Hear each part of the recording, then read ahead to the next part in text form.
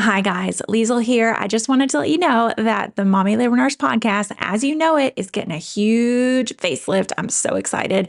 We don't have a definite launch date in mind yet, but girl, it's going to be good. It's going to be good. In the meantime, please enjoy this re-air of a fan favorite episode and stay tuned to my Instagram stories for updates on when the new and improved Mommy Labor Nurse podcast will be back with all new episodes. There are two labors that are similar, but there are no two labors that are the same. There are some moms who have had babies before. Some moms are taller, some moms are shorter, some moms have uterine abnormalities, some don't. That's like mom to mom. But from pregnancy to pregnancy, it can really vary as well. Maybe you had a baby like 15 years ago, and now you have this other medical history that wasn't really pertinent at the time, and now it is. There's just like so many factors that can come into play that can make each labor with the same person significantly different.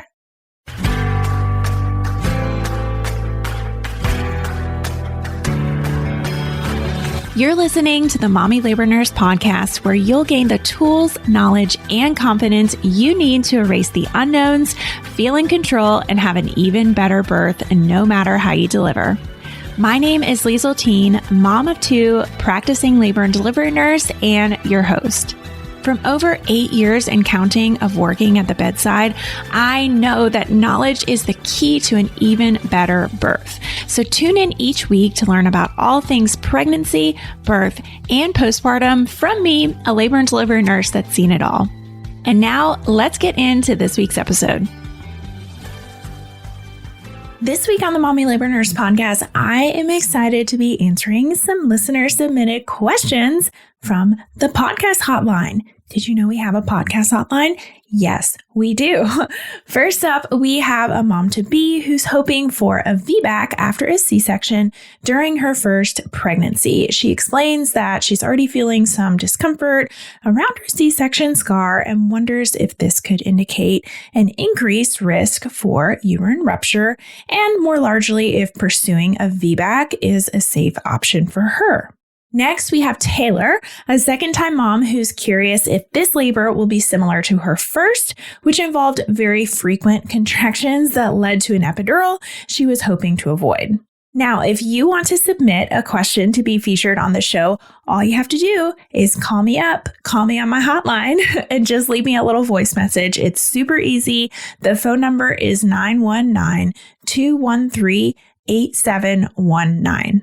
And if you like what you hear in this episode, you can listen to episode number 168, which has the exact same format. All right, now let's dive right in. Hi, Liesel. I am currently about 5 weeks pregnant, and my first pregnancy, which was about 2 years ago, I had a C-section. And now for this second pregnancy, I really would like to try for a VBAC. However, even at this very early stage of my pregnancy, I'm feeling a little bit of like tugging around my C-section scar, and which would be like, I guess, around my uterus, which I would guess is just like my uterus kind of expanding and like making room for the baby. But I'm just wondering whether or not feeling that would mean that by the time I have like a full-term baby, like would that put me at higher risk for uterine rupture, which I know is the possibility for every VBAC candidate, but like it's rare. So I'm just wondering if that's any concern that I should have about even trying for a VBAC if I'm already feeling some discomfort in that area. I don't know if it means, something could burst, God forbid, or anything like that. So please let me know your thoughts. Thank you so much. This is a great question. And I have not personally had a C-section, but this is a common thing that I hear from a lot of my C-section moms, that not only when they get pregnant the next time, but just in general, it's pretty common to have that sensation of like pulling or tugging or like stretching kind of in that scar area, kind of around or right on top of that scar area. is when they had a C-section. So first of all, I will say that in general, these types of sensations, regardless of if you are pregnant or not, can be normal. And then second off, I will say that since you are pregnant again, even at 5 weeks, there is a lot going on with your uterus. Your uterus has just gotten the indication that like, hey, I got to start really, really rapidly growing in the next few months. So it's not out of line to think that you would really be starting to feel some changes even at that gestation. When you are pregnant, your uterus undergoes a lot of changes and a lot of stretching to accommodate this baby that is growing very, very quickly. And this stretching can really put pressure on pretty much all of your surrounding tissues, including that scar tissue if you've had a previous C-section. And because there is some scar tissue that builds up inevitably, some people have more than others, that is usually what's responsible for these kind of sensations, like the tugging and pulling and odd kind of sensations near your scar. So let's talk about scar tissue really quick. Scar tissue is different from normal healthy tissue. It has collagen fibers that are laid down during the healing process, but it might not have the same flexibility or elasticity as your original tissue, okay? Scar tissue is generally just less pliable. It just kind of stays, okay? It might not stretch as easily when it is subjected to forces, like when your uterus is expanding quite rapidly to accommodate your baby. And as your uterus is growing, it puts pressure on all of your tissues in that area, including this C-section scar, if you've had one. And this pressure can really cause a lot of stretching and a lot of pulling sensation in that scar tissue area because it's just less able to accommodate your growing uterus compared to like all of the other surrounding healthy tissues that haven't been cut into or kind of manipulated at all. And it really does vary. Some moms say that it kind of comes and goes during pregnancy. They'll feel kind of that tugging and pulling at certain points, or when they're changing positions, or it just really, really varies. It's not the kind of thing that, okay, I'm feeling this at 5 weeks and it's like only going to get worse and worse and worse. No, it kind of just comes and goes. So I would definitely expect that.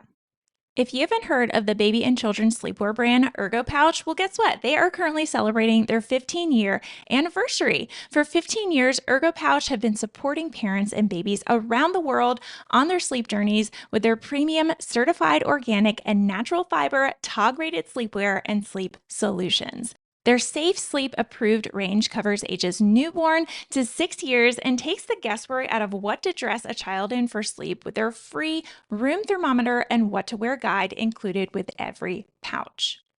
They have exceptional sustainability credentials, stylish prints, and gorgeous products that are ergonomically designed for each age and stage of your mini's development in those first 6 years. At Mommy Labor Nurse, we love Ergo Pouch because they simplify how to safely dress your baby for sleep, which is precisely what tired parents need. Unwrap the gift of sleep this holiday season with 30% off store-wide at ergopouch.com from November 25th, 2024 to December 2nd, 2024. Ergo Pouch have you covered for a cozy and bright season ahead with sustainable stocking stuffers, must-haves for your hospital bag, and thoughtful gifts for newborns, infants, toddlers, and preschoolers. Make this holiday season extra special with the gift of safe, restful sleep. Additionally, hormonal changes during pregnancy can really affect the sensation of your scar tissue, okay? Hormones like relaxin, and that helps to loosen your ligaments and your joints, like in preparation for birth. That also might affect your scar tissue, which can make it more sensitive and prone to just discomfort. So with all that said, this is probably normal, okay? Some tugging and pulling kind of when you first get pregnant or just in general, tugging and pulling around that C-section scar is normal. But of course, if you start to have severe pain down there or redness or swelling, any concerning symptoms or signs of infection, something like that, it is important to call your provider, right? And get this checked out for proper evaluation. Now, in terms of how it relates to, let's say, a uterine rupture, or if you should have a VBAC, since this is something that is just normal, in the general population of moms who have C-sections, it really has no bearing on whether you are more at risk for a uterine rupture or less likely to have a successful VBAC. Are feelings of anxiety and what ifs filling your head when you think about giving birth? I'm sorry if that's the case. Take a deep breath, grab my hand, and join me for a totally free class to start gaining the confidence that you deserve. Gain instant access to my free on-demand workshop, 3 Secrets to an Even Better Birth, at mommylabornurse.com/birth workshop. Inside of this 45-minute go at your pace video class, you'll discover the 3 elements of birth preparation that pack the most punch. You'll learn strategies that you can use in preparation for birth and during labor. And you'll walk away with tons of actionable tips that you and your partner can start practicing right away. And guess what? There's so much more. So sign up for free right now at mommylabornurse.com/birth workshop. That's mommylabornurse.com/birth workshop. Can't wait to see you in there. Now, if you had a C-section and you had not had a low transverse uterine incision, which is the most common way that moms are cut, for C-sections, it's like that cut that's right underneath your bikini line. If you had a different cut, then you would definitely not be a good candidate for a VBAC and much higher risk for having a uterine rupture, not only during labor, if you would have labored, but just during pregnancy in general. But if you had a low incision like that, the one that's right underneath your bikini line, then there's no reason to suggest, just because you're having this symptoms of pulling and tugging kind of early in pregnancy, that you are at any higher risk of having a uterine rupture, down the road. And let's just quickly, for those of you who don't know what uterine rupture is, let's talk about it for a second. So a uterine rupture is a pretty serious complication that can happen with really anybody who's pregnant. I mean, they can happen to moms who have not had C-sections, but they're more likely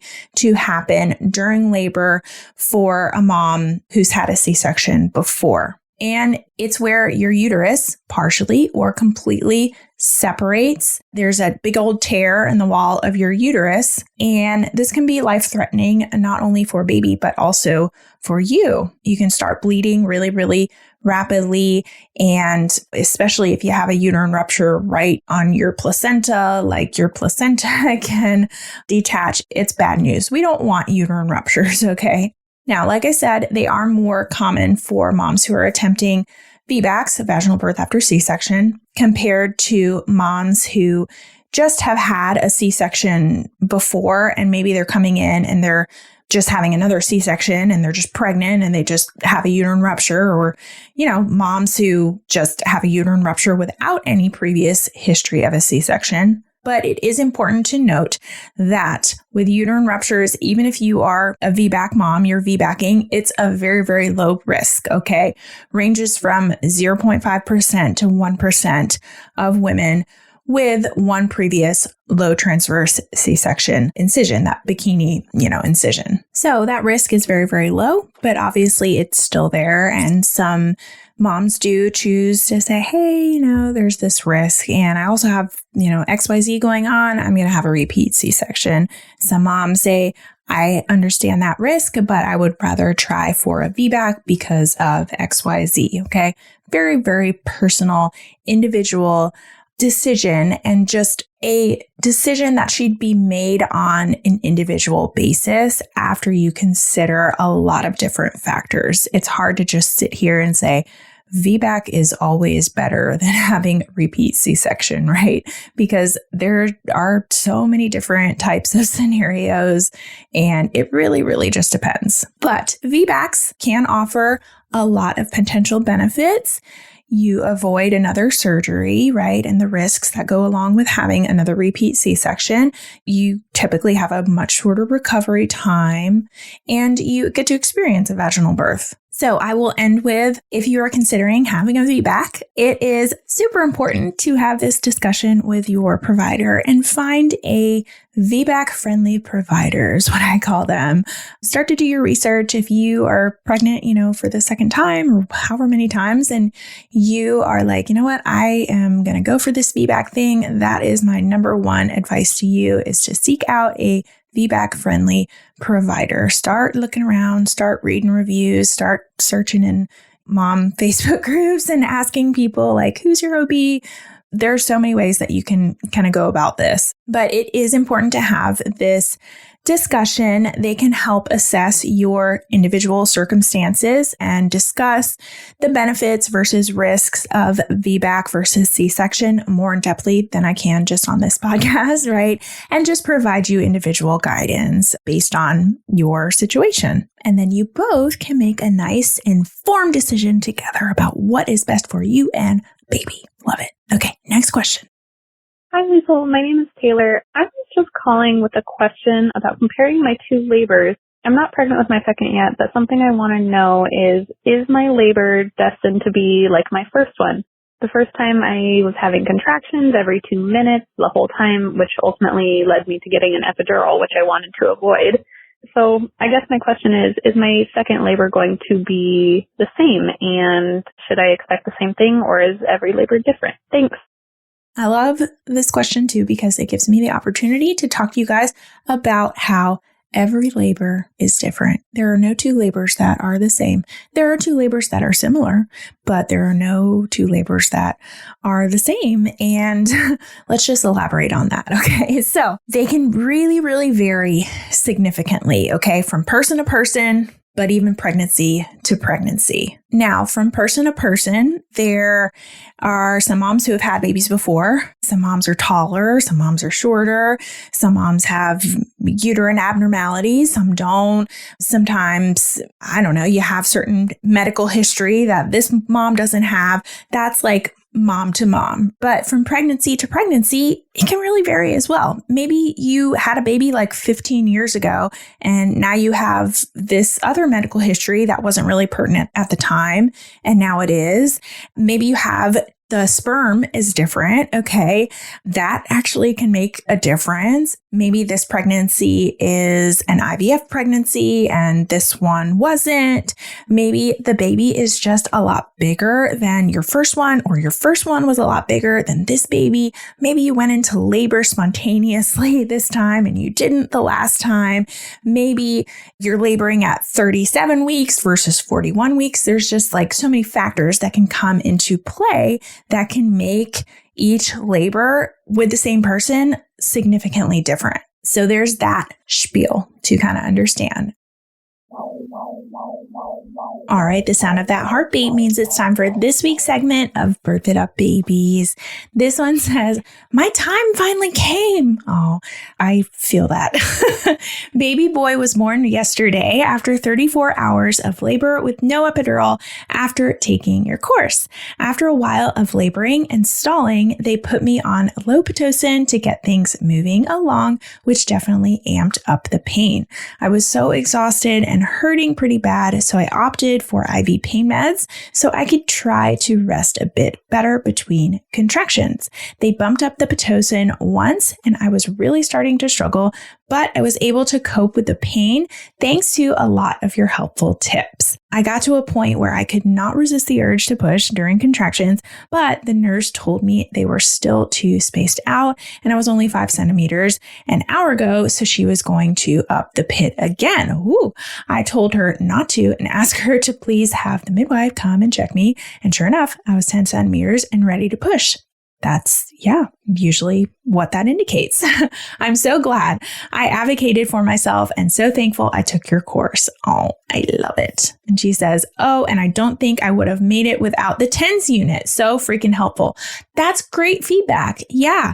Anytime I have somebody message me about the TENS unit, it is always that exact thing. They're always like, the TENS unit was so great. I'm so glad that I did that. So just know that, okay?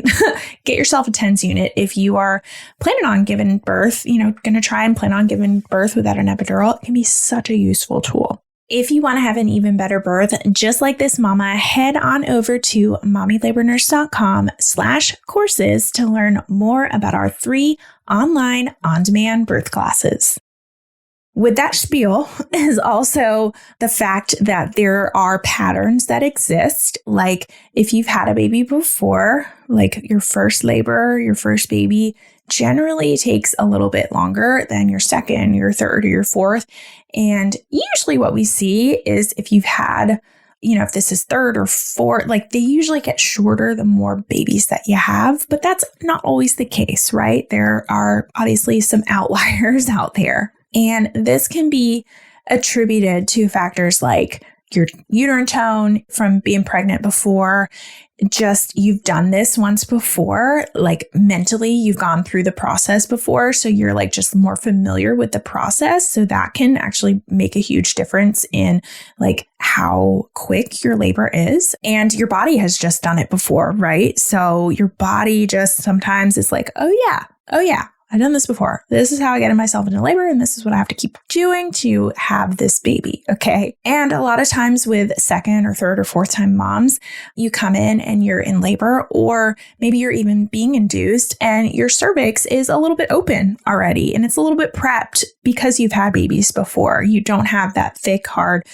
closed cervix that you might have with your first baby, because with your first baby, you've not had a baby come through that cervix before. Now, there are also medical interventions and circumstances that could make each labor quite different from the next, okay? So you might have gotten induced the first time, or you might have gotten an epidural, like you said, the first time. Maybe the second time you go into labor spontaneously and you don't feel the need to get an epidural, or maybe you went into labor spontaneously the first time, the second time you're induced and it's just different. Maybe you got your water broken the first time and the second time you didn't get your water broken. But I think it's safe to say that even though you were having contractions like bam, bam, bam on top of each other every 2 minutes, like you said, it's probably going to be different the second time around, and you might be able to tolerate it for longer, or your baby might just be in a little bit of a different position. So you'll go from, active to transitional labor quicker. So you won't feel like you're just stuck at these 2 minute, back to back to back contractions. I can't take it anymore. Like I got to get an epidural to like relieve this. So I'm going to leave you with this advice. Whenever you decide to have a second baby, and maybe during that pregnancy, you're like, yeah, you know what? I want to try and do this thing without an epidural. Start to do lots of education on giving birth without an epidural, pain coping techniques, mindset stuff, the birth process in general. I've got a great course, Birth It Up the Natural series, for moms just like you who are like, I want to try and do this thing without an epidural. But whether it's my course or whether it's somebody else's course, I would highly advise you to educate yourself about the whole process. So even if you go into labor and you decide to get an epidural, you will feel prepared going into the birth process. I can't tell you how many of you guys send me messages, and it's a very similar situation where you say, I was planning on trying to get an epidural, but things changed and I got an epidural and I don't feel the least bit bad about it. I don't have any guilt because guess what? I felt really prepared going into this and I knew exactly what to expect. Well, not exactly, but I knew what to expect. I knew what the procedure entailed. It just makes a huge difference. So that would be my advice to you. Start educating yourself. You can start now, even though you're not pregnant, but especially once you get pregnant for that second time, start doing some education about birthing without epidurals and start watching birth videos and listening to birth stories. All of my favorite things. Okay, that is it for this week's episode. Thank you for sticking around this week with me. I am going to read off the phone number again if you want to call and leave a question for me and hear your little voice on the podcast, because I think that's really cool that we figured out how to do that, right? So if you want to leave me a question, it's really, really easy. You just call the number and it's a voicemail. Nobody picks up. It's just a voicemail and it says beep and then you ask your question and I'll play it on the podcast. It's so fun. So the number to call is 919-213-8719. And if you forget or whatever, it's in the show notes page as well. You can just scroll down and the number is right there to call.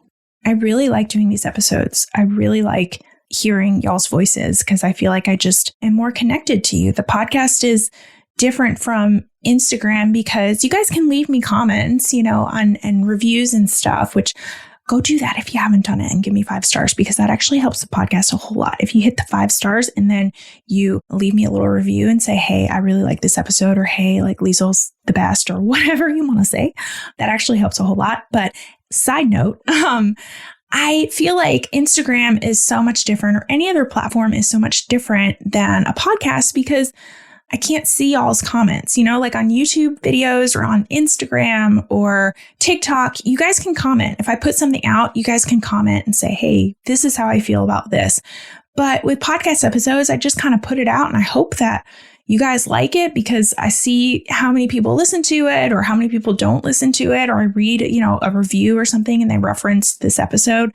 But yeah, it's just different. And all that to say is that I really love hearing your voices, and it makes me realize that there are actually humans listening to this podcast, and I'm not just putting it out there and these numbers that I see are just numbers. They're like people.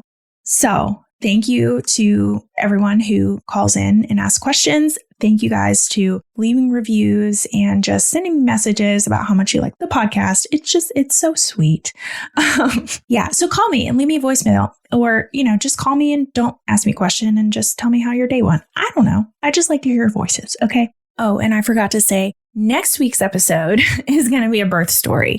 I almost like the whole point of sometimes doing these little things at the end is to be like, hey, here's the end of the episode and here's, I don't know, what's going on in my life or whatever I want to say to you guys. But also like, here's the next week of what is going to be on the podcast. And I didn't even say that. So next week, we're doing a birth story. I'll see you guys next week. Bye. Already feeling a little more confident about pregnancy, birth, and newborn life? Don't forget to hit that subscribe button so you can continue to erase the unknowns and never miss an episode. And if you're looking for even more, Instagram is definitely where I hang out the most.